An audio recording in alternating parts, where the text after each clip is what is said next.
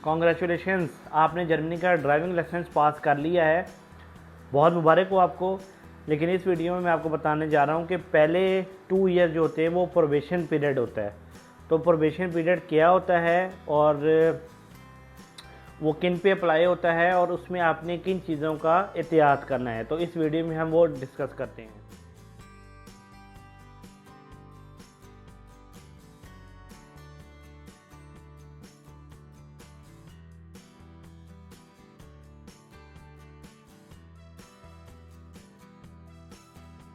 Hello everyone, myself Syed Yaman, welcome back with a new video.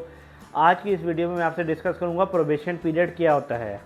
देखिए, जब भी आप जर्मनी में न्यू लाइसेंस लेते हैं, फॉर एग्जांपल एक आपको एग्जांपल देता हूं कि अगर आपके पास पाकिस्तान का लाइसेंस है, वो आपने ट्रांसलेट करवाया है और आपने अपना लाइसेंस जो है वो इनिशियल से स्टार्ट नहीं किया क्योंकि आपके पास ऑलरेडी एक लाइसेंस था, तो उसमें क्या होता है जब आप वो अपना ट्रांसलेट करवा के अपना लाइसेंस हासिल करते हैं तो उसमें आपको प्रोबेशन पीरियड नहीं होता। लेकिन इसके बरक्स अगर आपने अपना ड्राइविंग लाइसेंस ज़ीरो से स्टार्ट किया है, वहाँ पे थ्योरी की क्लासें भी ली हैं, तो फिर जो पहले 2 साल होता है वो आपका प्रोबेशन पीरियड होता है। अब इस प्रोबेशन पीरियड में आपने काफ़ी चीज़ों का ख्याल रखना होता है। ये बिल्कुल न्यूली ड्राइवर के लिए प्रोबेशन पीरियड होता है। अब इसमें मैं आपको 2 चीज़ें बताऊँगा, एक कैटेगरी ए और एक बताऊँगा कैटेगरी बी। आप कैटेगरी ए की अगर आप वायलेशन करते हैं, आप कैटेगरी ए में क्या क्या चीज़ें आती है। फॉर एग्जांपल, आप ओवर स्पीडिंग बहुत ज़्यादा कर देते हैं, 100 का जोन था आप 140 पे जा रहे हैं, या 30 का जोन था आप 50 पे जा रहे हैं, या आप सिग्नल तोड़ देते हैं, या आप कोई ऐसा करते हैं जिससे बहुत ज़्यादा इन डेंजर में डालते हैं अगले ट्रैफिक वालों को, तो उसे कहते हैं कैटेगरी ए। अब अगर कैटेगरी ए में आप कोई वो रूल वायलेट कर देते हैं तो उसमें क्या होता है, उसका ये होता है कि आपका जो ड्राइविंग लाइसेंस का प्रोबेशन पीरियड है वो 2 साल से बढ़ के 4 साल हो जाता है। मतलब 4 साल आप प्रोबेशन में ही रहते हैं, मतलब आपका लाइसेंस जो है वो परमानेंट नहीं होता, तो ये प्रोबेशन पीरियड है। और इसी तरह कैटेगरी बी है। कैटेगरी बी में क्या होता है कि अगर आपने फॉर एग्ज़ाम्पल पार्किंग टिकट लगी है, रॉन्ग पार्किंग की है, या छोटा मोटा जुर्माना हो गया है, तो उसका कोई ऐसे बड़ी वायलेशन में वो नहीं आता।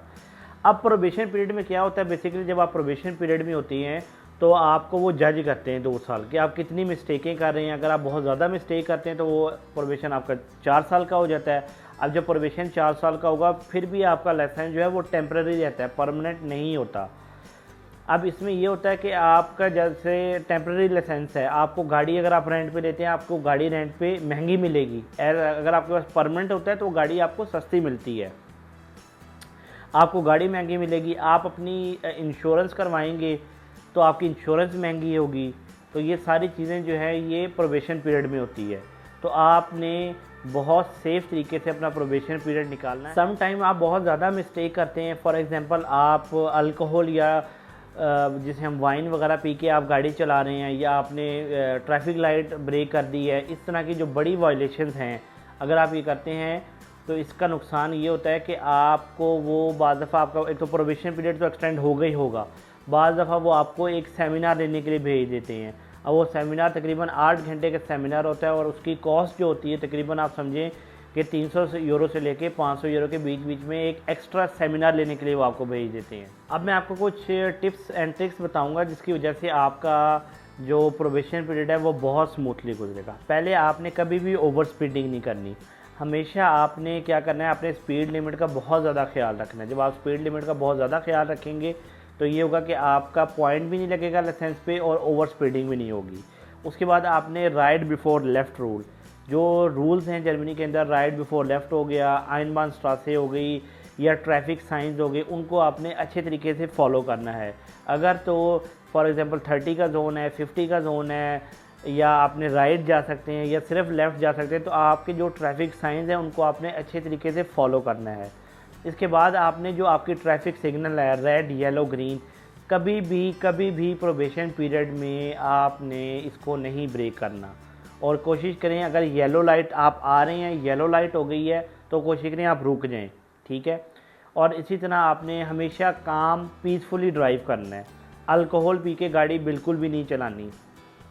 अगर आप अल्कोहल पी के गाड़ी चलाएंगे तो गाड़ी लगने का भी ख़तरा होगा, आपकी जान को भी ख़तरा होगा, और वैसे भी आपका लाइसेंस, इवन के कुछ केसेस में ऐसे भी मैंने सुना है कि उन्होंने जो लाइसेंस है ना आपका, वो सस्पेंड कर दिए कुछ अरसे के लिए, और बाद दफ़ा तो लाइसेंस कैंसिल कर देते हैं, आपको अगेन स्टार्टिंग से देना पड़ता है।